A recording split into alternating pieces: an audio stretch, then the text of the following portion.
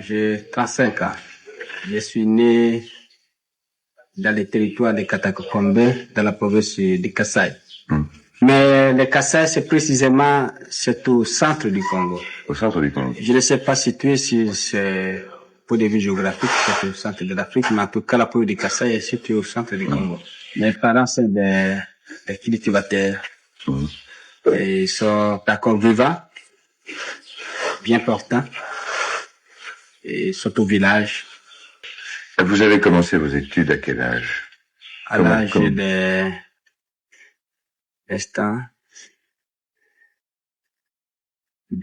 8 ans, je crois. 8 ans. 8 ans. Mes parents sont des catholiques et se sont mariés religieusement à l'église. Oui. Et nous sommes 4 enfants, tous des garçons. Nous avons tous été élevés dans la doctrine catholique. Mais toutes mes études primaires, je les ai faites chez les protestants. Et alors, ce n'est qu'après ça que je suis allé chez les catholiques, ce qui fait que j'ai pu ainsi subir les deux influences, le catholique et le protestant, ce qui a fait de moi accentuer mon indépendance d'esprit de jugement. Mais je peux vous dire que depuis ma jeunesse, j'ai eu un esprit un peu particulier, c'est-à-dire de ne pas trop, j'avais, n'est-ce pas, des sentiments d'indépendance vis-à-vis de n'importe qui, de mes parents, de mes professeurs, et j'ai essayé d'étudier un peu de tout et de prendre parfois chaque idée, parce que j'ai toujours dit comment se fait-il qu'il y avait des penseurs, il y avait des philosophes qui étaient des maîtres, alors je voulais étudier un peu tous les systèmes. Quand avez-vous pris conscience de la nécessité de l'indépendance du Congo et par quoi? Depuis bien longtemps d'avance, j'ai souvent lutté contre l'injustice. J'étais profondément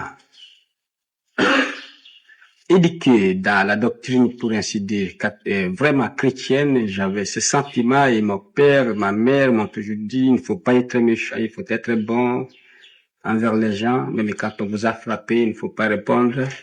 Et alors, je n'ai jamais compris dans ma vie pourquoi à l'école on nous enseignait il faut être bon, il faut la charité chrétienne, il faut l'amitié entre les hommes.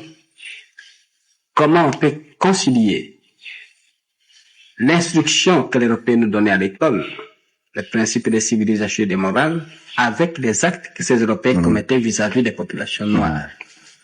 Et c'est en faisant cette observation au jour le jour, à comparer les principes qu'on nous enseignait, les actes que ceux qui nous enseignaient commettaient. Et alors, je voyais chaque fois la contradiction. C'est alors que j'ai commencé à prendre de plus en plus conscience, n'est-ce pas, alors, j'ai commencé, n'est-ce pas, à étudier les révolutions à travers l'humanité, et très souvent la révolution française, les causes qui ont été à la base de cette révolution. Pourquoi ces gens se sont révoltés? Pourquoi ils ont lutté pour la liberté? Et j'ai compris que vraiment, à travers toutes les révolutions, il y a un élément profond. C'est la lutte contre l'injustice, contre l'oppression.